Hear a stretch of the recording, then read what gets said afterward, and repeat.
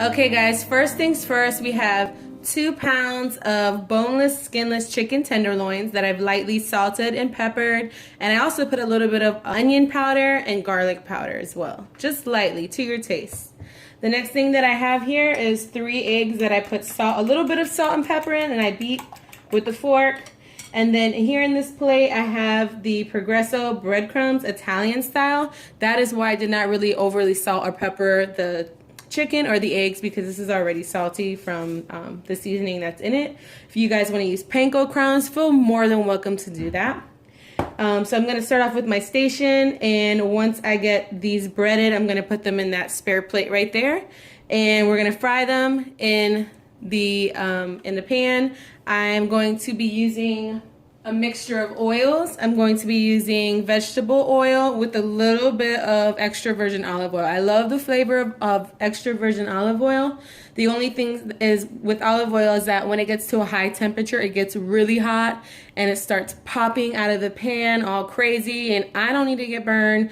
I don't want to get burned. I got bad memories from my childhood from being burned, from, you know, grease flying out of the pan, so we don't want that. So I'm just going to put a little bit of that in there. Once they come out, I'm going to place them on that plate right there. I'm going to put some paper towels just to get any of the residual oil off of it. And then I'm going to sprinkle it with some Romano Parmigiano cheese and a little bit of parsley flake for garnish. Okay, so let's get started. Alright guys, sorry for any other outside noise that's going on. We are living in this home. Alright, so I'm going to start off with the chicken. I'm going to dip it in the egg. I'm going to have a wet hand and I'm going to have a dry hand. What I mean by that is this left hand is going to be my wet hand, and it's going to grab the chicken and place it in the egg. I'm going to shake off any residual egg wash that's on it. I'm going to lay it in my breadcrumbs. I'm going to cover the breadcrumbs like this. Make sure that it's in there. And while I'm breading, I'm actually have the stove on like a low medium right now, just to kind of get it preheated for us. You're going to shake off any of the excess breadcrumbs and then lay it here. Okay? So I'll keep going, guys. Same thing. Grab your chicken with your wet hand. Place it in the egg wash. So slippery. Ah! Daisy! That was me. Daisy's like, I want some chicken. She was like, what was that high-pitched noise that I just heard? So have you guys ever eaten chicken cutlets before? Have you ever made them? They're actually pretty easy to make. There's not many ingredients, as you can tell here. It's just chicken, egg, and breadcrumb. So, I mean, it's just something that you could do at home. And the children love it, and adults love it too. Do you guys have any favorite recipes that you remember growing up? This was one of my mom's recipes that she used to cook for us. Like, this is something that I learned from my mom, that she used to cook a lot when we were growing up in New York. We lived in Queens, New York. That's originally where I'm from. Shout out to Queens. I'm originally from Ridgewood, which is in the borderline of Brooklyn and Queens.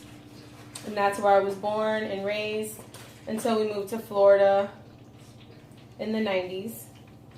But this is something that I remember growing up. We used to make this a lot, and we would have it. Sometimes my mom would make mashed potatoes on the side, and sometimes we would have these on Italian bread. So we would, my mom would cook these, and she wouldn't do tenderloin. She would actually just do chicken breast, and she would have them like cut super thin and pounded out so that they cooked really fast. I'm just making these because I didn't like the way the chicken breasts looked today at the supermarket, and I was going to have to cut them and pound them out and do all that, and I didn't really feel like doing that. And right now it's, you know, already after 5, it's 7, after 7, and my husband is really hungry. He came home from work and he's ready to eat. My boo likes to eat. And if y'all didn't know, I am married, and I have been with my husband since I was 16. I'm 32. I'll be 33 this summer. So we've been together for a long time, and he really loves my cooking. I am not like classically trained or anything, but I've been watching the Food Network since I was a young girl, and I really have a passion to cook. I love to cook. I love cooking for my family. I just love watching Food Network and Cooking Channel and all the food, you know, recipe type shows that are out there, I love it. So whenever I see those things, and I just love to watch it. I love to cook new things. I love eating all kinds of food. And my daughter, she's turning into the little Iron Chef over here herself. She's 12 and she loves to cook. She always helps me out in the kitchen. She makes a lot of things on her own. Like she'll make breakfast, she'll make pancakes, and she'll come up with like all kinds of cool little pancakes. Like she went to the Dollar Tree and bought those ketchup and mustard bottles that you can use like for a picnic. You know those red and yellow ones? Well, she picked those up from the Dollar Tree and she cut the tips off of them and she filled them up with pancake batter, and she was able to create like custom pancakes, which was pretty cool. Like she wrote my name, like it said mom, and then she poured the rest of the batter. She made like a heart shape, and that was for Mother's Day, and it was so cute and it was so sweet. She's very creative and very, very sweet. So I'm going to keep on going with this, guys, and then when we get ready to fry them, I'll show you how I do that. Hey guys, my chicken cutlets are ready to go into the pan. So what I did was I actually went ahead and washed everything that I was using to bread and egg wash and all that.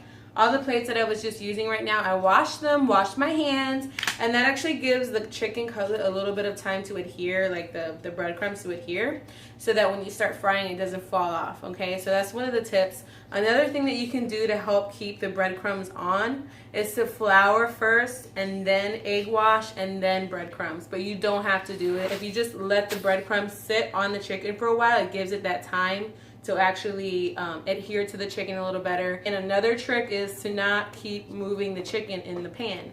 That's another key point right there. If you move the chicken around, you keep flipping it back and forth, that is when the crust starts to fall off. So we don't want that to happen.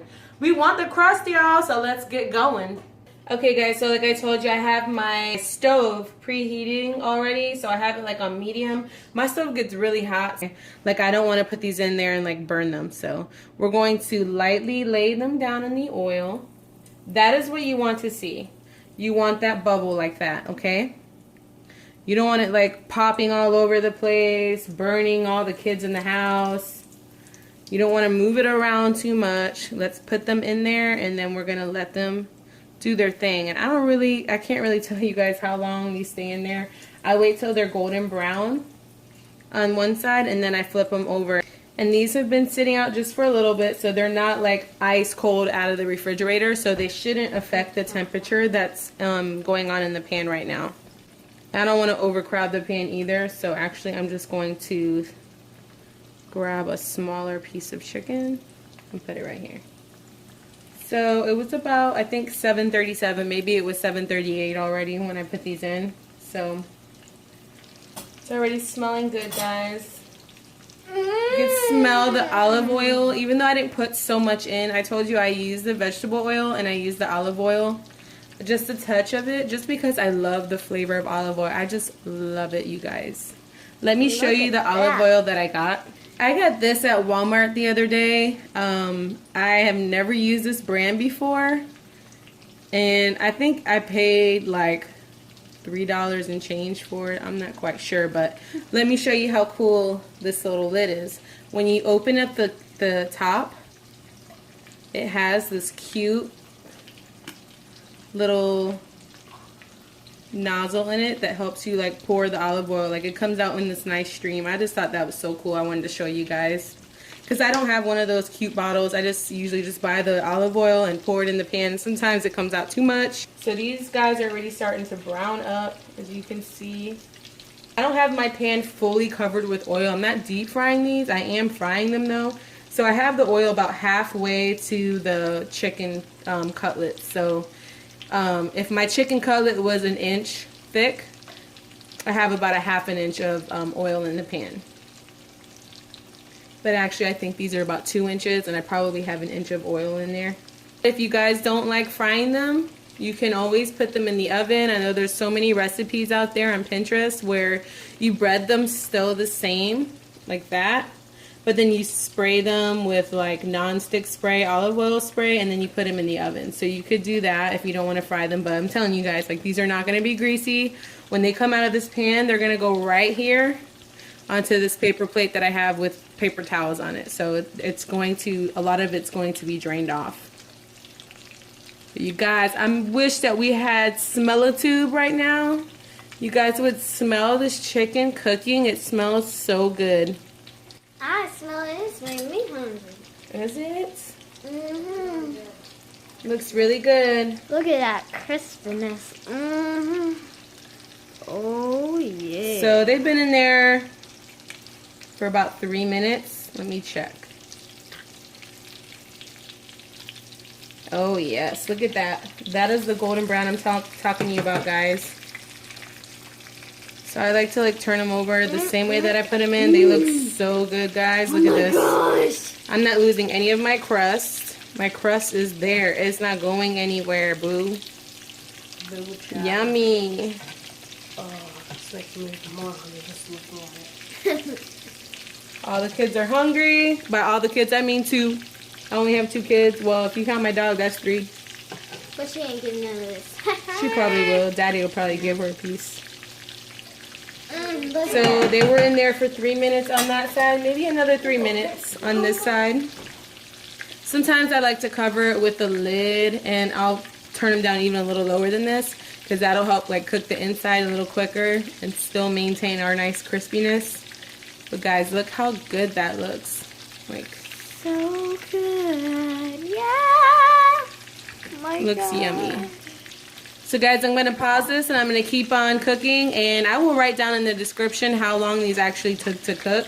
But you know what? Everybody's chicken is all different shapes and sizes, so if I were you, you could always get a temperature gauge, or you could always just take the chicken out, cut into it, and check and see if it's cooked inside.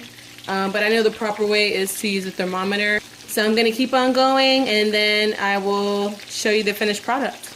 Okay guys, so these took about 7 minutes. That was the total time on both sides, not 7 on each side. It was 7 minutes total for this chicken, and as you can see, it does not look greasy at all.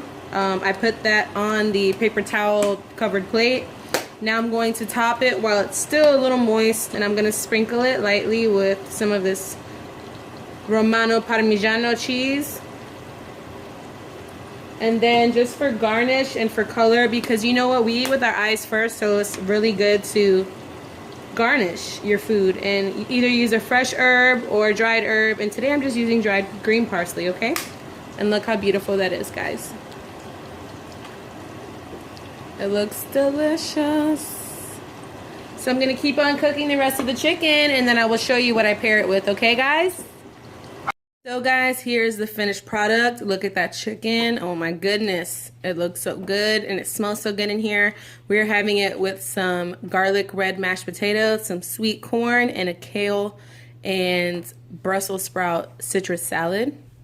And I can't wait to try it, y'all. I hope you guys enjoy. Please comment down below if you want to see some more recipes from Janine's cuisine. This chicken. Y'all, this is so good. Could also squeeze a little bit of lemon juice on it just to brighten it up. I think I'm going to do that. Oh my God, it's so good. You guys, if you want to see some more of these videos, comment down below. And don't forget to subscribe and like this. Bye. Thank you so much. Subscribe. Bye, y'all.